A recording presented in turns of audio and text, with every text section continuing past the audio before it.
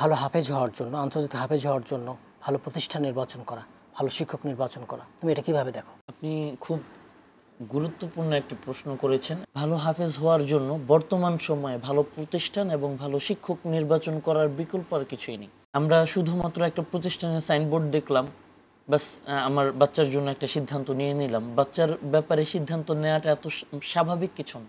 আমি একটা প্রতিষ্ঠানের মধ্যে একজনের খুব ভালো একটা রেজাল্ট দেখলাম, এর মাধ্যমে আমি আমার বাচ্চার ব্যাপারে সিদ্ধান্ত নিয়ে নিলাম, এটাও খুব মানে সঠিক সিদ্ধান্ত হবে না। সঠিক সিদ্ধান্ত হবে না। শিক্ষক নির্বাচনের ক্ষেত্রে যিনি ইস্তিকামতের সাথে দীর্ঘদিন যাবৎ কোরআনের খেদমত করছেন এমন কারোর সাথে, কারণ এখন দেখা যায় যে অনেকেই শিক্ষকতার সাথে জড়িত হচ্ছে, পেশা ভালো লাগছে না, আবার পেশা চেঞ্জ করছে, এই প্রবণতা কিন্তু ব্যাপক।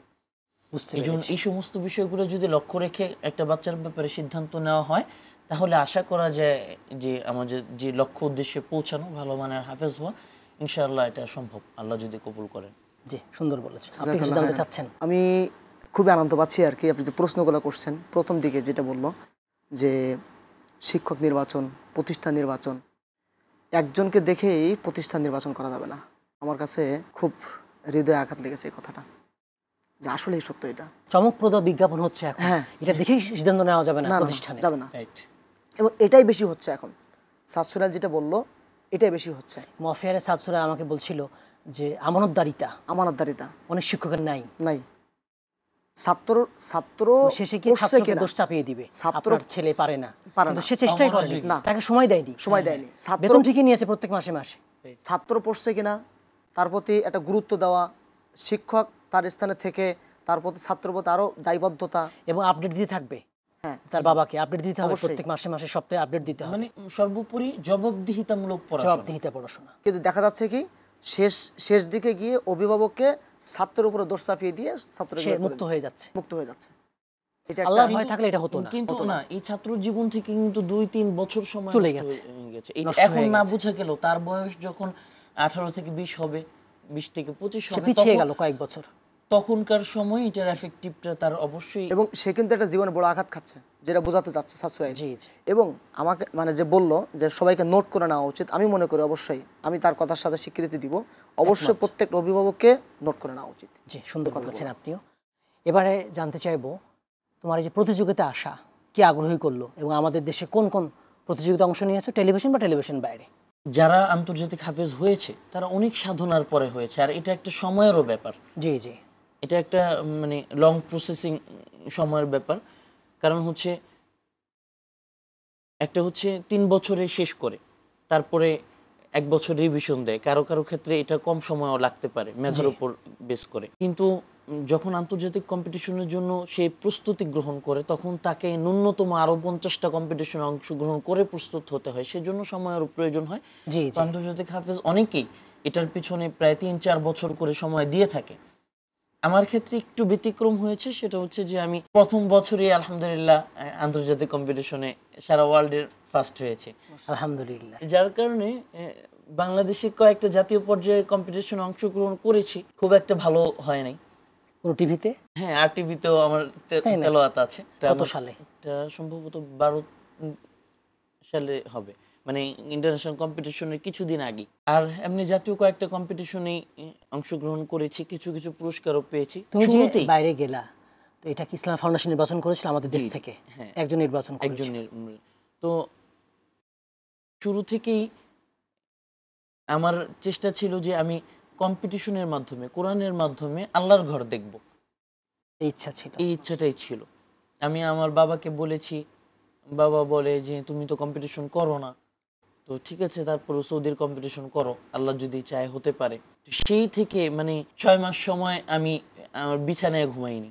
আল্লাহু আকবার, কি সাধনা! ইচ্ছাকৃতভাবে মনে হয় না যে আমি প্রস্তুতি নিয়ে ঘুমের জন্য শুইছিলাম। তুমি সৌদি আরবে গমন করেছো কত সালে? 2012 শেষে 13 শুরু জানুয়ারিতে, ডিসেম্বর জানুয়ারি।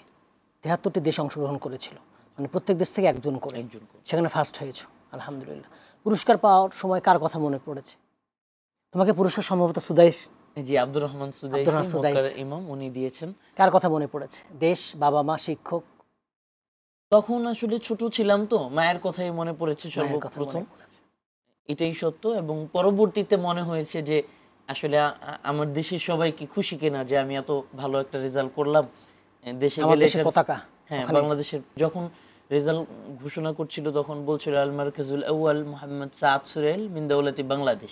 নামের সাথে সাথে তো বাবার নামও উচ্চারণ হয় না, সেখানে দেখা গেছে দেশের নাম উচ্চারণ হচ্ছে।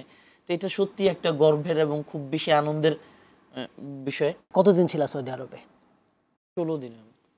ওখানে কোনো স্মরণীয় ঘটনা তোমার সঙ্গে শিক্ষক গিয়েছিল? জি, আমার উস্তাদ গিয়েছেন। সেখানে স্মরণীয় ঘটনা বলতে বাহিরের যারা সেখানে ইয়ারা ছিলেন।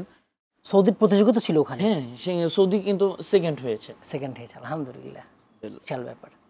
তো সেখানে যারা বিশেষ করে আফ্রিকান আছে, কালো নিগ্রো টাইপ, জি জি, তো আল্লাহ তাআলা তাদের কণ্ঠ কত মাধুর্য দিয়েছেন তাদের কণ্ঠে। তেলাওয়াতগুলো এত অসাধারণ, আমি মানে দেখতাম আর চিন্তা করতাম যে তাদেরকে আল্লাহ কত গুণে গুণান্বিত করেছে। আমরা তো আসলে সন্তুষ্ট না, কিন্তু তারা এই যে এত দারুণ কোরআন তেলাওয়াত করতে পারে এতেই সন্তুষ্ট। তাদের এবং তারা অভাবী, তারপর কোরআন নিয়ে ব্যস্ত, বাচ্চাদের কোরআন শিক্ষা দেওয়া। আরেকটা অবাক করার বিষয় হচ্ছে তাদের দেশে ইমানেরও হিফজখানা রয়েছে যেখানে কাঠের উপর খোদাই করে লিখে হিফজ পড়। দেখেছি, এমনটি ভিডিও ভাইরাল হয়েছে। হ্যাঁ হ্যাঁ, সোশ্যাল মিডিয়া আমরা এগুলো দেখেছি আমরা এগুলো। তো আসলে তারা কোরআনের জন্য অনেক বড় সাধক বলা যায়, নিবেদিত প্রাণ। এবং এইগুলোই আর কি বেশি স্মৃতিচারণ করে যে এক এক দেশের একসাথে এতগুলো দেশের তালেবে ইলম বা কম্পিটিশনে অংশগ্রহণকারীদের তেলাওয়াত শুনতে পারছিলাম। বারবার এদিকেই মানে বেশি ফোকাস হয়। বর্তমানে পড়াশোনার কি অবস্থা? বর্তমানে আমি কামিল প্রথম বর্ষে পড়ছি, আর দাওরা পড়েছি যাত্রাবাড়ি থেকে, আলহামদুলিল্লাহ। আর মিশরে আল আজহার ইউনিভার্সিটি কোরআনিক সায়েন্স নিয়ে পড়ছিলাম।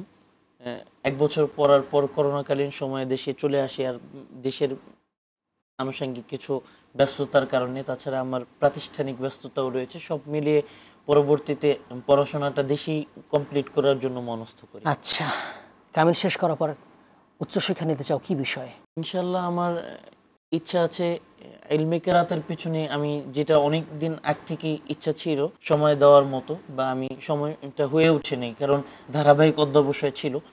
তো এটার জন্য আমি দেশের বাইরে কিছুদিন সময় দিতে চাই। এছাড়াও কোরআনিক সায়েন্স নিয়ে অনার্সটা কমপ্লিট করতে চাই। আর ইনশাআল্লাহ আল্লাহ তাআলা তোমার ইচ্ছা কবুল করুন, আমিন। ভবিষ্যতে যারা তোমার মতো হাফেজ হতে চায়, আন্তর্জাতিক মানের বিশ্ব জয় করতে চায়, তারা কিভাবে নিজেকে প্রস্তুত করবে? এক কথায় যদি বলতে চাই যে ওস্তাদের প্রতি আনুগত্যশীল থাকা। যে জীবনে কিছু হতে চায় তারই প্রচেষ্টা, তার মধ্যে সেই প্রাণবন্ত চেষ্টা, তার মধ্যে সেই অক্লান্ত পরিশ্রম, তার মধ্যে সেই দোয়া, তার মধ্যে সেই কান্নাকাটি, এইগুলার সমন্বয়টা থাকতেই হবে, যেটা জরুরি।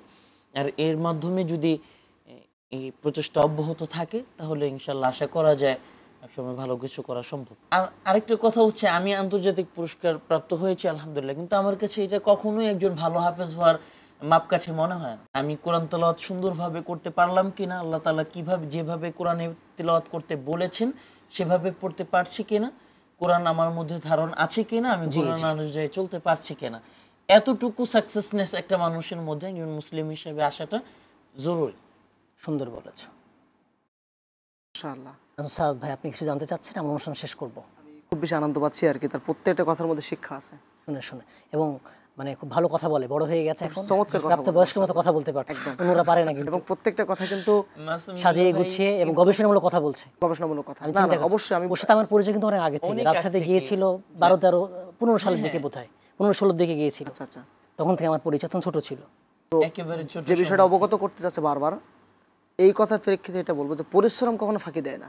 সুন্দর বলেছেন। পরিশ্রম করলে তার ফিডব্যাক পাবেই। যে চেয়েছে যে আল্লাহর কাছে আমি ভালো কিছু চাই, আমি কোরআন হাফেজ হতে চাই, বড় আলেম হতে চাই, আমি একজন একনিষ্ঠ খাদেম হতে চাই, যে চেষ্টা করেছে সে কিন্তু সেখান থেকে সেটা সফল হয়ে বের হয়ে চলে আসছে। আর একটা সুন্দর পয়েন্ট বলেছে, খুব ভালো লাগছে আমার কাছে, যে বিশ্ব যে হাফেজ হয়ে আসলেই কিন্তু সে যে আসলেই খাঁটি হাফেজ হয়ে গেছে, আমার মনে আছে কিনা, সে অনুযায়ী আমল করছে কিনা, বিশুদ্ধ করে পড়ছে কিনা, এটা কিন্তু একটা গুরুত্বপূর্ণ মেসেজ।